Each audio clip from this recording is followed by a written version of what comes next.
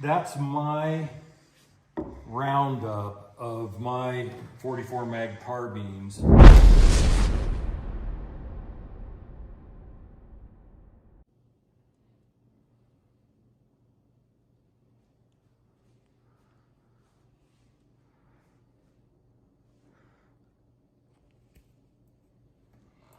Hi folks, Tim Sundles here. Kim and I were just outside. It's a beautiful Saturday morning and we were shooting some of the 50 caliber stuff for part 3 of our 50 caliber stuff. Let's talk about the cool stuff.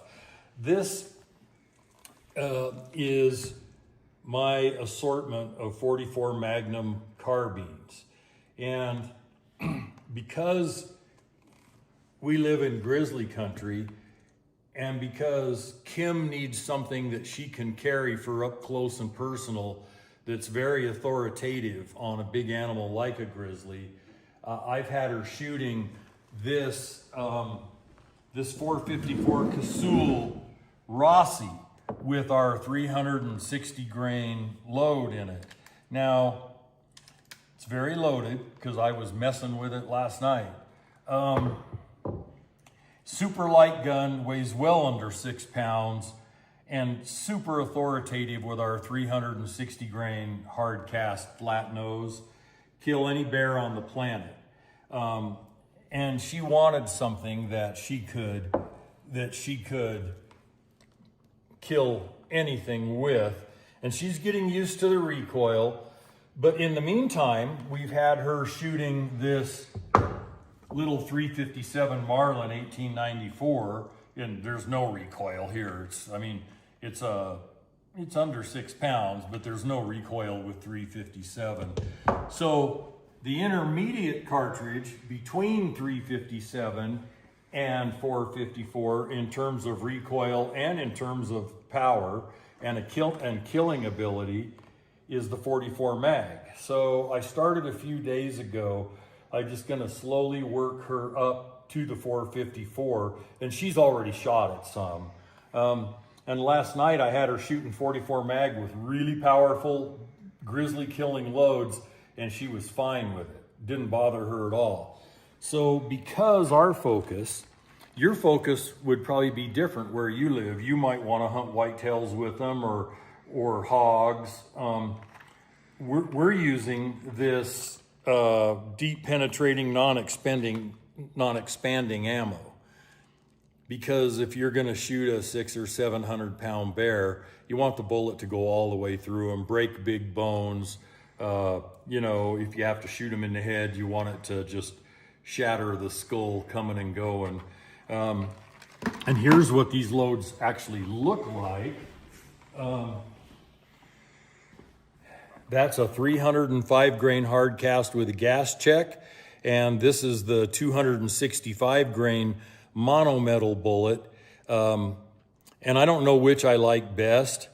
Probably the 305 is a little more powerful because you can push hard cast harder at lower pressures than you can monometal. But either way, they're both very effective, especially out of a carbine. For all those calling them lead bullets. Yeah, it's not lead, it's hard cast. It has lead in it, but it's not a lead bullet.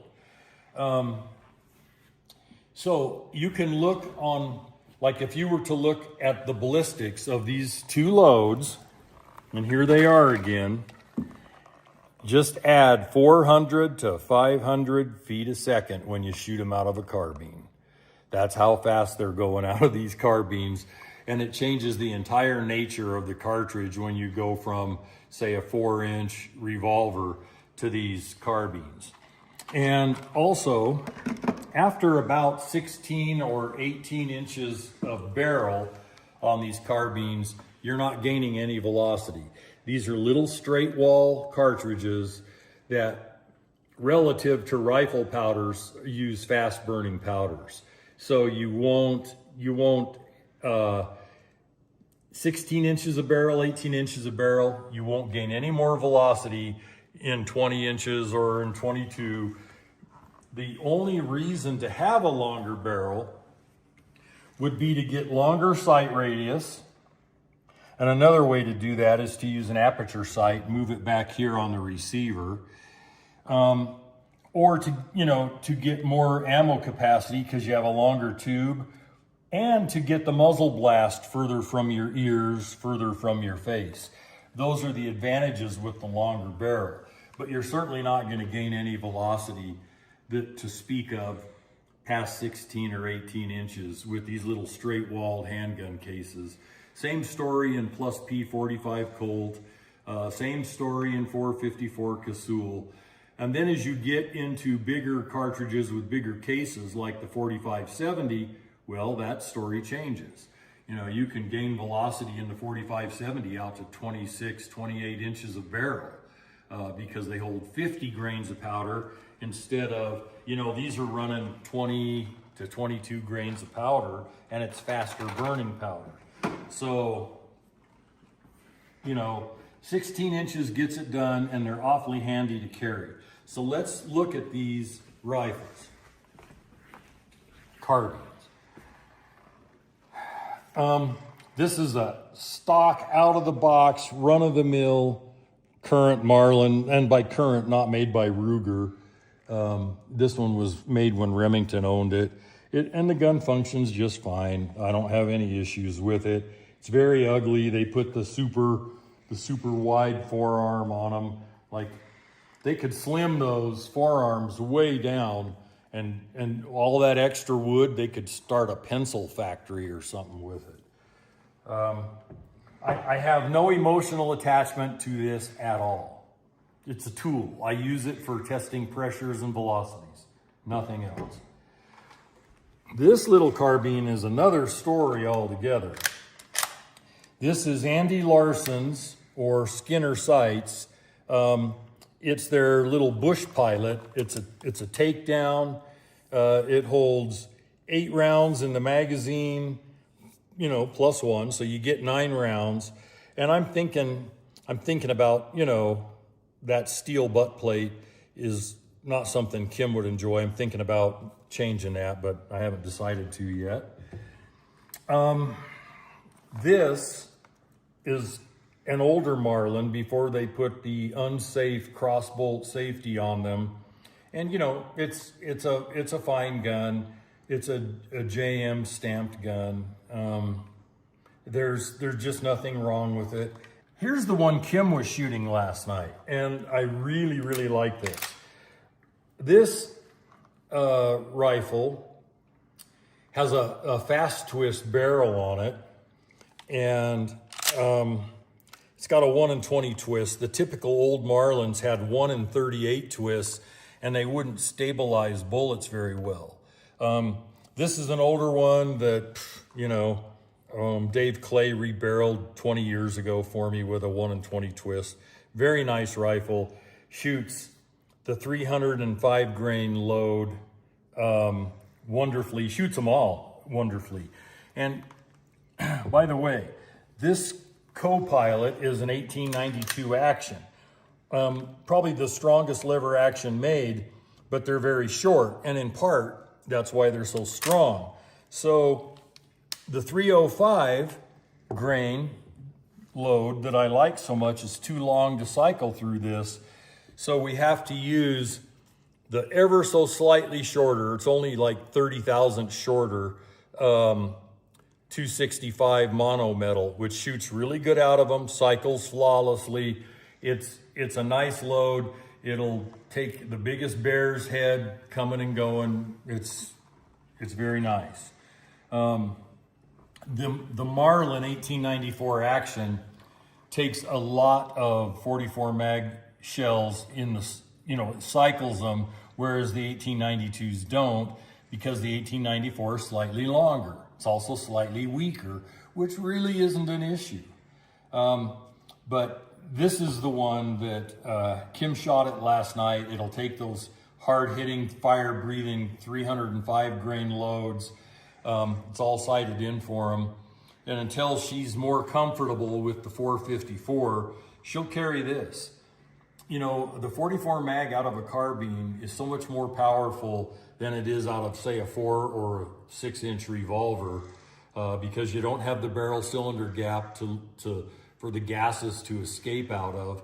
Plus you got the longer barrel. I mean, it's a whole new level of power. And by power, I mean killing ability. I don't mean foot-pounds of energy. When you take a bullet that's essentially a 43 caliber and 300 grains and run that at 18 or 1900 feet a second, the bullet diameter really kills. And foot-pounds doesn't take into account bullet diameter in any way, shape, or form. And so as you go up in caliber, like even the 357 being a 36 caliber essentially, that's big compared to say like a 308 Winchester or a 30-06.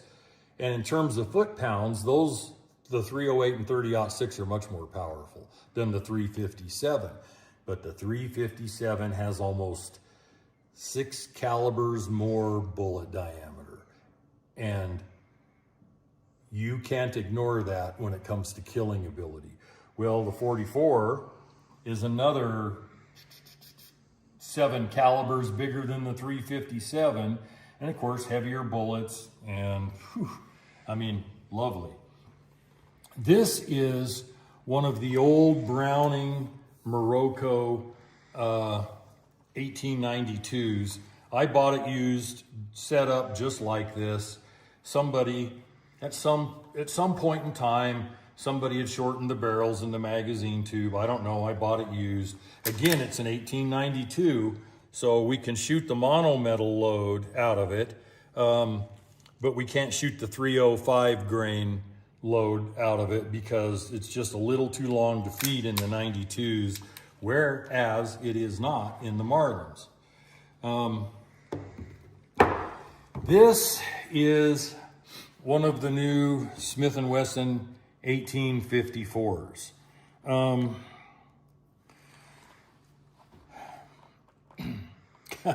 trying to decide where to start. Do I want to be critical or do I want to be complimentary? Let's start with the complimentary stuff.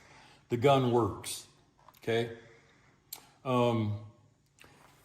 It's a little heavier through the barrel. They add some weight there, which I don't need. I don't mind, but it's heavier than it needs to be. And for people that hike a lot, that matters. Like, you know, this little thing is well under 6 pounds. I would guess, just feeling this is closer to 7 pounds or 6 3/4. And you think, well, that doesn't matter. But if you hike 20 miles in the mountains in one day, it matters. It helps the shooting, the felt recoil, but there's not enough felt recoil with these to matter. I mean, and maybe I'm biased, you're hearing it from the wrong guy. One of the features, of course, you can load it with the load gate, or you can load it with the magazine tube right here. Either way, I kind of like the features on it. I am not a fan of these rails because I'm pretty old school, and a lever gun, until my vision goes really bad, a lever gun isn't going to have a red dot or a scope on it for me. And it ruins the handling characteristics when you put optics on them. You know, I like them because I can just put them in my hand and carry them all day. They're handy. As soon as you put optics on it, you can't wrap your hand around it anymore. I'm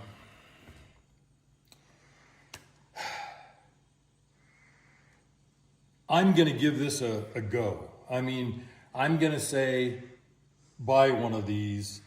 And the large lever loop isn't overly large. It's not really a problem, and it will accommodate gloves. And I'm considering taking this rail off and just remounting the sight. They're made to, it's part of the package, YouTube, sensor tube. Don't get upset. I'm not talking about modifying anything.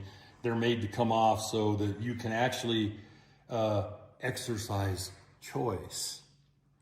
Novel concept for you people. That's legal on top of that. Yeah, well, they don't care what's legal. They're just anti-gun and they're anti-free speech.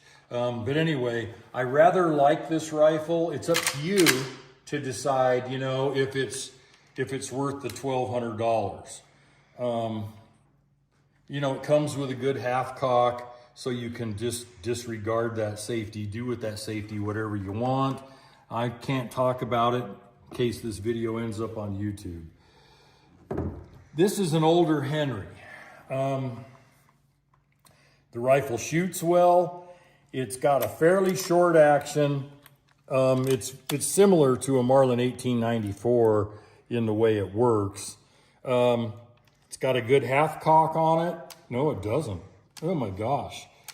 Well, and so it's got to have a transfer bar in there if there's no half cock. And they didn't equip them with safeties. I don't know what Henry's doing now. And this one doesn't have the load gate.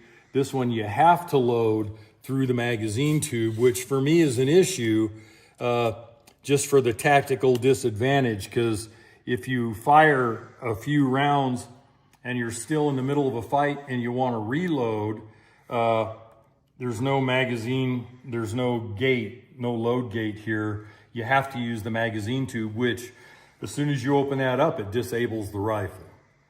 So, and it's heavy. You know, Henry makes these. It's kind of funny, the level of experience that a CEO or an owner of a company like Henry has. And by the way, Anthony Imperano is a great guy. He's really a great guy. He's a hard worker. The newer versions of these, he started designing them with load gates because it was pointed out to him it's a tactical disadvantage not to have a load gate. And the weight, I don't have a new Henry, but Anthony, this is great for sitting in a stand or for short hikes.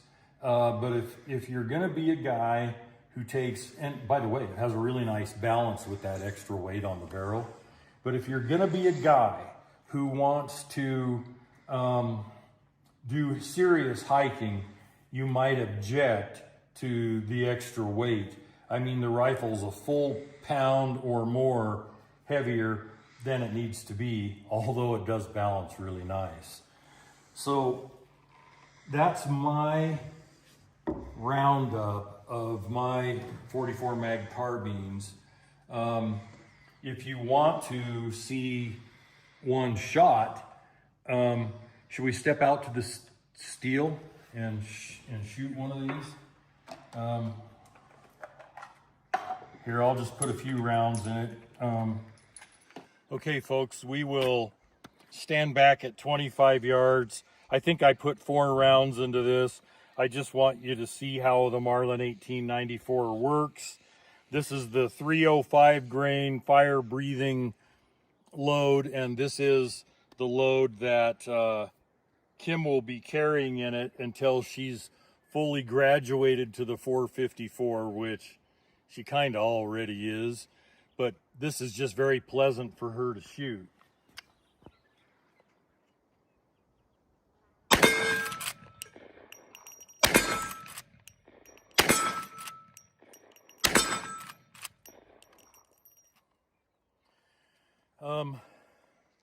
Again, it's got a half cock safety on it.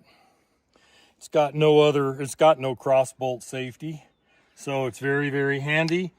You just chamber around, put it on half cock, that's your safety. And the rest is up to you. So folks, God bless. And yeah, all of our brass laying all over the driveway. I got to pick up that 50 Alaskan brass. I saved that stuff. I'll get it though. Anyway, folks, have a great day.